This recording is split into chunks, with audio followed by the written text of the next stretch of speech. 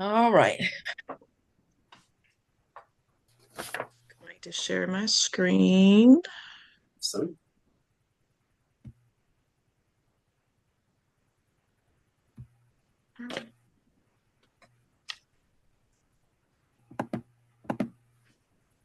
Give me a second here to get this stuff out of the way. Okay, can you all see the slides? yes. We can. Yep. Okay. Hmm. All right, here we go. All right, so welcome back, everybody.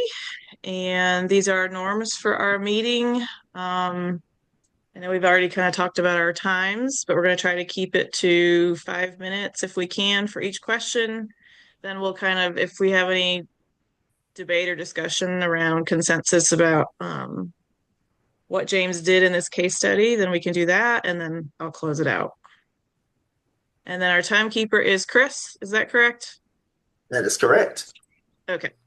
And then Salida, you'll go first, and then Megan, and then Chris, and then myself. Okay. Everybody good to go?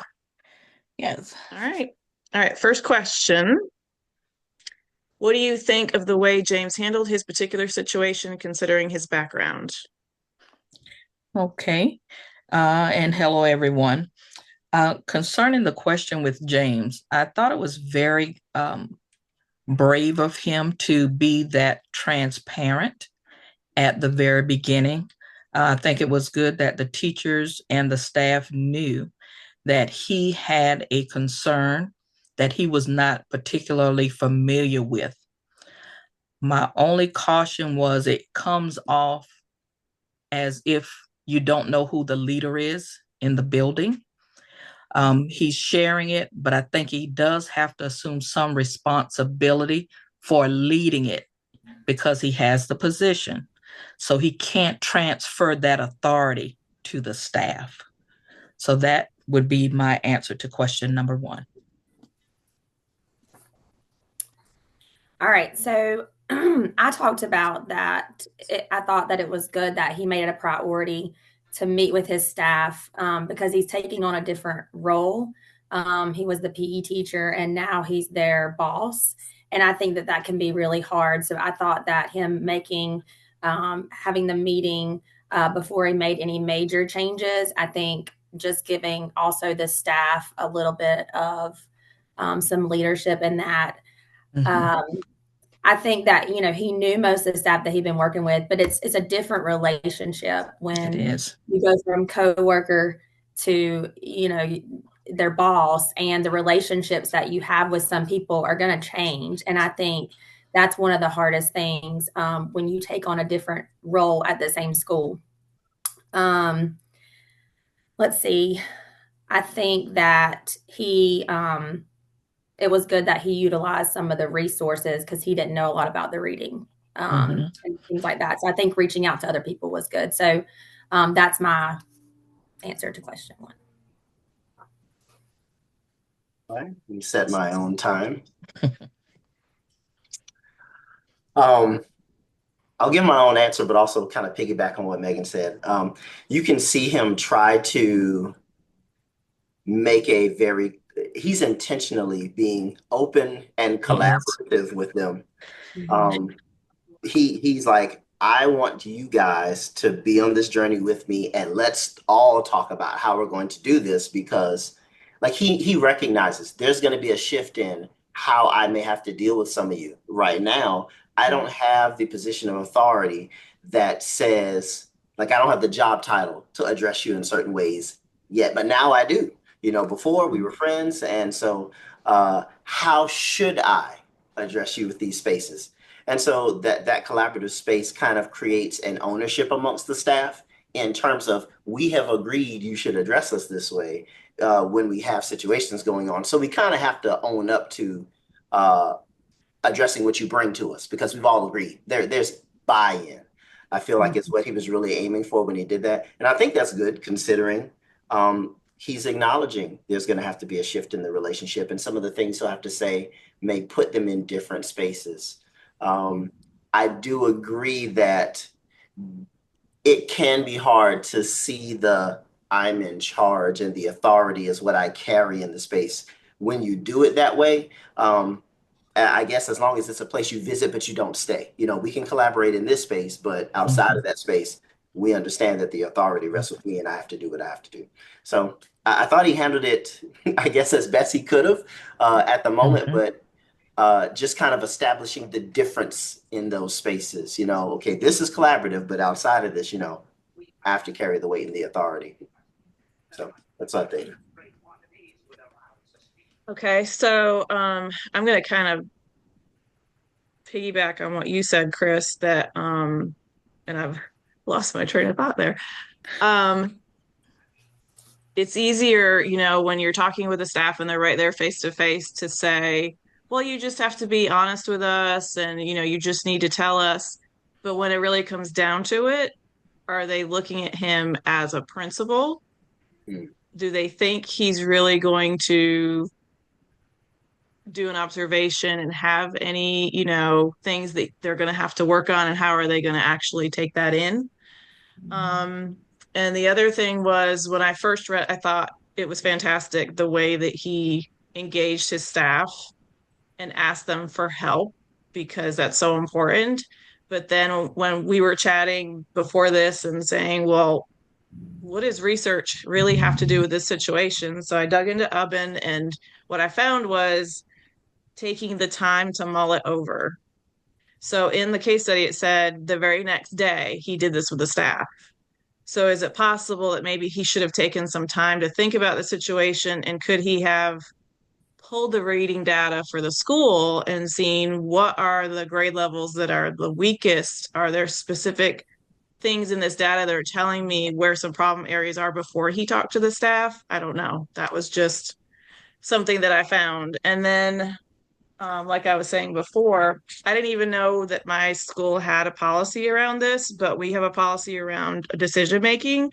And it basically says you need to involve your staff with decision making when it comes to curriculum and things of that nature. And I didn't even know that existed.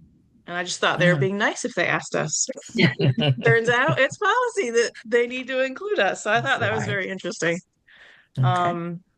But I do like that word transparency that someone had said a few minutes ago, that he was being very transparent about what was going on. Right. All right, number 2. What more could be done to help the reading scores in this school? Okay. So when I think about this question, I think about DeFore and the research that we've done in terms of professional learning communities. And it just appears from my reading, he was listed as the administrative assistant, but it did not seem like he had any inclination of what was going on academically. So I'm not sure if that administrative assistant was more of a secretarial position or whether he was really second in command to the principal. And so those things kind of made me wonder why he didn't know the scores of the school, or why he would be surprised. So to me, what could be done is James is now in a position and he's poised to open up the idea of professional learning communities at the school. Mm-hmm. Not just looking at reading scores, but looking at all scores, putting in the mission, the vision, getting that collaborative shared involvement from all of those staff members so that it guides the work. And then think about when we go through this data analysis, it's not personal, and it places him in a more secure position because now he doesn't have to protect the relationship. Everything is based on what the data says. And so to me, that would be helpful to him at this point. So, one thing that I thought about was that if he looks at all the data and looks, I don't know what grade he's teaching, or grade his school's in, but look at all the reading scores from 3rd grade to whatever grade his school is. And, if there are some grade levels that are higher in reading, pull some of those teachers and see what they're doing. I think it's so powerful when you observe other teachers. We are we're currently doing that at my school. Every month we rotate and observe teachers of different disciplines, and we discuss it. And I think it's so important even to visit other schools who have a high reading proficiency. Exactly. Like, what are they doing? Even if they have a different kind of population, how could we take some of the things that they're doing and use them there? So I think using the district, using outside resources to help you understand, here are some things that I can do. These takeaways are so important. And I think that would be really beneficial for him, especially not knowing much about the reading curriculum and not knowing much about the reading scores. I think just calling on people who are experts in that field and collaborating with them. So again, PLCs, I think that's very important. All right, let me set my time. So I felt like he could have, and this is coming strictly from an article by Bedraya, but he could have thought to maybe expand the professional development opportunities for the teachers who are going to be dealing with those students directly. I thought that was something that he could have included. I don't think what he did was bad, but just a couple of spaces where he could have surrounded that a little bit more with, okay, well, let's increase the efficacy, right? And then also, there's an article that I was looking at that dealt with engaging parents in literacy efforts. And so, I know that can sometimes be a stretch when we're talking about trying to bring home into support, because sometimes that's a real flimsy board to try to stand on. But there is research there that shows that is extremely beneficial, especially in elementary grades. And so I was like, he could have brought in some, I'm going to say community, but essentially, let's get the parents involved in the effort of what we know we're trying to push for as a school. If we know that's a weakness, then there ought to be some communication with home saying, hey, our school has recognized this. Here's how you can help, and every house may not do it, but any house that does it, it's good, So I just thought of those two ideas when I was looking through a couple of articles, but the parents helping in the literacy effort and even giving them a way to help, because we don't know the reading levels of what we're dealing with in the parents, but giving them some support so they can help, and giving PD opportunities for the teachers. I thought that would have been good. So what I had thought about with this question is, I know we've already talked about data, so I'm just going to kind of tail in that with, did they look at best research for this? When they get into the data and they identify those specific needs, what does the research say? And I know the case study, so I don't know exactly, what was done, but did they look at those issues before they jumped right on, oh, we need new materials, we need new curriculum? Well, maybe we don't yet. Maybe we need to see what's going on. And like Megan, I also was talking about walkthroughs and observing other teachers and using the strong reading teachers that they have as resources, so other teachers can observe them. And then I also said using other principals that have high reading in their schools. We tend to, ask our colleagues when we're new to something, how do you do this? I know there's competition, but at the same time, they could lean on each other. He could lean on another principal for help and support in that area. Okay. All right. What additional resources could James utilize to help the school improve? Okay. So when I think about additional resources, I am thinking about that school renewal plan, knowing what is in place from the previous principal or what has been mandated by the district as the cut scores or the place where we want to make sure students achieve, because it seems like the superintendent was definitely aware of where the reading scores were. We could also look at the reading plan and any district initiatives to begin to see where our student scores really fit and how they show what the students are doing and where we need to go from here. So when I think about that, I'm going back and looking, we are talking about looking at those learning gaps. How far off are we? Looking at district data across other similar schools. What does our school look like, and what can we glean from the data, and how do we respond? So when we are looking at our textbook oven, we want to make sure that we are looking at those things, looking at that process for actually making decisions. How are we going to make sure that our students are served in the best manner and that we agree upon it? That is something that's likely to be taken by the staff and actually utilized. So those are some of the additional resources that I thought of that James could use. Yeah, and I kind of said the same thing. I said, he needs to look at reading scores are not just one thing. In reading, you have vocabulary, you have comprehension, you have fluency, you have all these different pieces. And without knowing the gaps that the students have, it's kind of hard to just say, okay, we're gonna focus on this because our reading scores are low, but that may not be what the students struggle with. So I think also just pulling resources from the district. And I also said that you have to have teacher buy-in as well, because even you could be given all the resources in the world that are said to prove reading scores or whatever, but unless your teachers teach it the way it's supposed to be taught and they have buy-in, you might just have another resource that's not going to do anything for you. So I said making sure that teachers had professional development. Back to the other question, they need to be aware of the things that are in place and how to appropriately deal with those things and how to teach those things, because you can give them a program and teach from the book, but that's not always necessarily what should happen.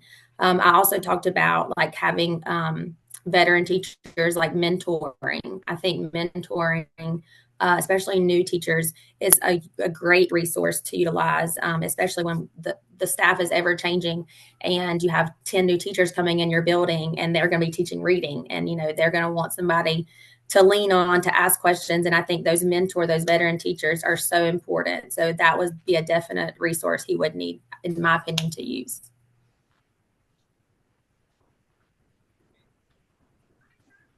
All right, I'm gonna jump right on the end of that bandwagon because I have some of those things mentioned. The thing that you said that I had was also that peer mentorship that should happen in the building with people who they've been there a while, so they may be more polished in the craft and they may know more. They may have access to more data than the first year teacher who may not know where to look to get information. So yeah, of course we want data to drive the conversation, but at the same time, leaning on veteran teachers is one of the biggest things I think they could have done, at least in the building, right? Like outside of the building, you could probably try, what did I say? You could try community partnerships to try to incentivize a lot of the things that you want to happen in the building.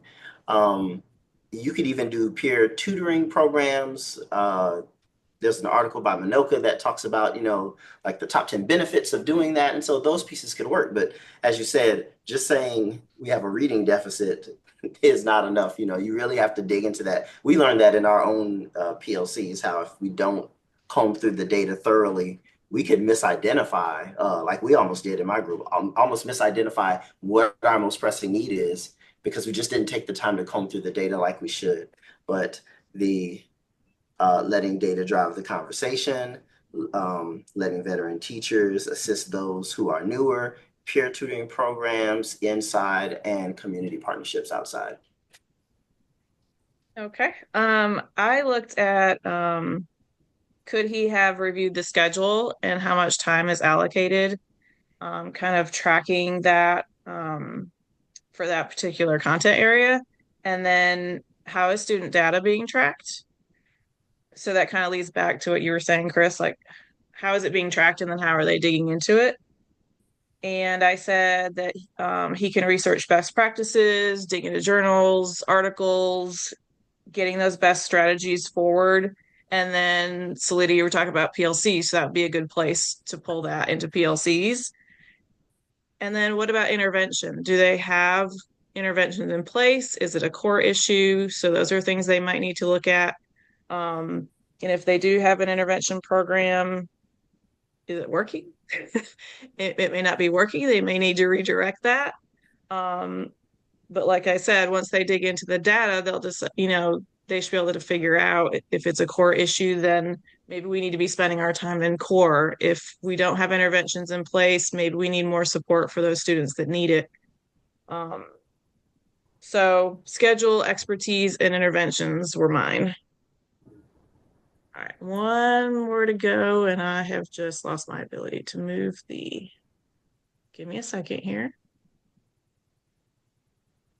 Well, while you're moving it, I know what the next question is, and while you're getting that together, the question is, what could he be sacrificing by placing an extraordinary emphasis on the reading program?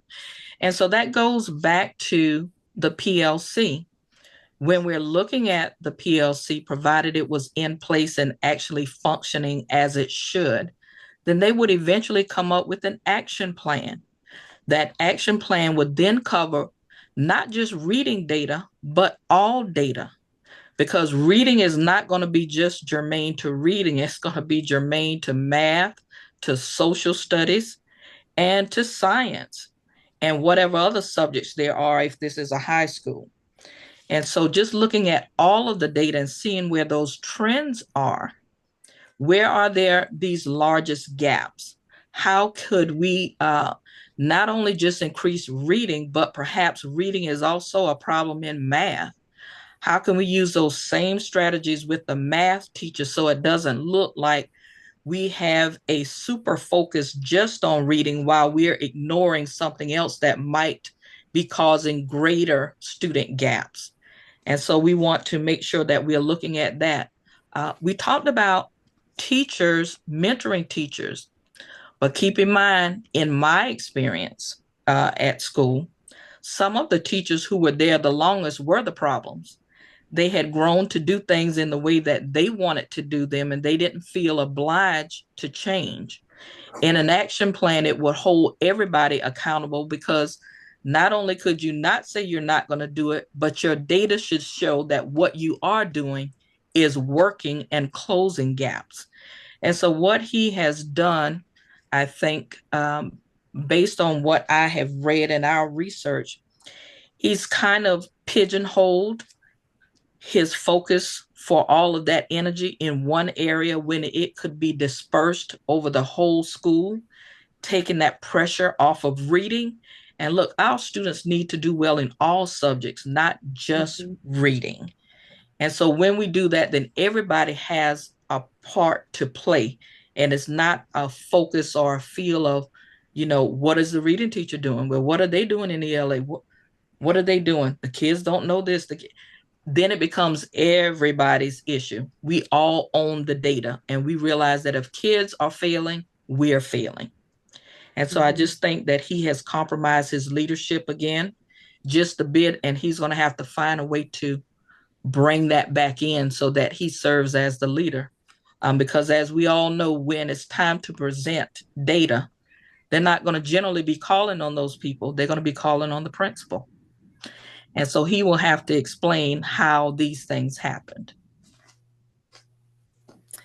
I agree with Salida. I think that it's so important for you to recognize that reading is in every subject. Reading will be in everything that they do forever.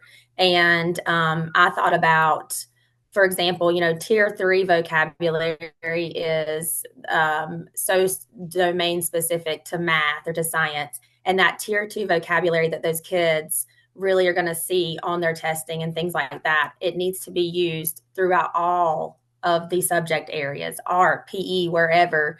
That tier 2 vocabulary is so important because it helps them relate things in reading to other subjects. And so that was the thing for me, is that I felt like if he was going to stress reading, he needed to stress it everywhere. It needed to be in math, just like Salida said. And I think In doing that, also those teachers who teach other subject areas will feel that validation of, okay, my subject is also important, whether it's the art teacher, the music teacher, the math teacher, because you're encompassing that whole thing with the school, and it's a goal for the entire school. It's not just, okay, our goal is to improve reading scores. Well, Right. the big way that you're going to do that is, again, to get everybody to buy in. Everybody in that school building needs to be a part of it, or it's not going to work. The research says that won't work. You have to get the buy-in, staff, community members, parents, all of that, and it has to be throughout the entire building. And then I feel like that makes the biggest difference. All right. So the additional resources that he could use, I'll even start with where Salida was speaking on the older teachers who may sometimes poison the pool a bit, because I've been doing this a while. I'm in my own vein. Because one of the things that I brought up was teacher morale might be one of the things that could suffer from putting so much focus in the reading program, because we know this. Teachers do like their autonomy. They like to be able to have it. But what she said was so important. If what you're doing is not working, you really can't afford that autonomy in that moment. And so when she spoke about the action plan, holding everyone accountable, what I felt like is, because there are parts of the action plan that have to be collaboratively discussed, then you get the buy-in that Megan is talking about. The other thing that I thought was, I was reading this article about how sometimes you can get an unbalanced curriculum when you put all the focus in one particular area. And then while you may be addressing the needs of reading, now your math, your science, your social studies aren't getting the attention that they were normally getting. And now you kind of created new issues in trying to solve this new one. At least that's what they said in the article from Marymount University. The title of the article was "The Importance of Curriculum Design in Modern Education." And so, but they emphasize that, you can, in essence, almost put all your eggs in one basket, and then that could create a situation for you. Exactly. Mm-hmm. So jumping on that, all the same things that, other content areas may suffer when you focus in one area. And I've seen this myself when letters came about through the state requirement. I'm in a K-5 school. And so as a district, we began letters. And at the same time, we adopted a new reading curriculum. So they were learning a new curriculum and getting their letters training at the same time.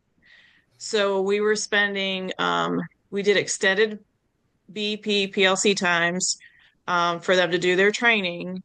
And then we were also doing regular PLCs to work on learning the new curriculum. It was a lot. And we're now in year 3 of the new curriculum, and we have finished the letters training. It was all worth it in the end, but I surveyed the teachers at the end of the year last year, and they felt like math had suffered. So now we're trying to focus more on math, but I feel like reading is it's really hard to get it all in. But I think if we divide and conquer, like Salida was talking about, it's a win for everybody. Everybody gets a voice at the table. Teachers seem to lean one way or the other. I lean more towards reading. I have, teachers that lean more towards math. It doesn't mean that you don't teach it. It just means that you may be stronger in that area, and they can all work in teams, right? So I think that, having that action plan is very important. Mm-hmm. So our time is almost up. Is there anything else that we want to add to the conversation? I would not want to be James. No. We may be James one day. Yeah, you never know. You never know. But it is something to think about, to be placed in that position. And I can't imagine the amount of burden that's on your shoulder to have to Mhm. lead that mandate. And that's what we are working to do. That's Yeah, so exactly right. it kind of made me sit and think. Yeah, Yes, definitely. yeah. I think All he right, was in so the I'm going to stop recording.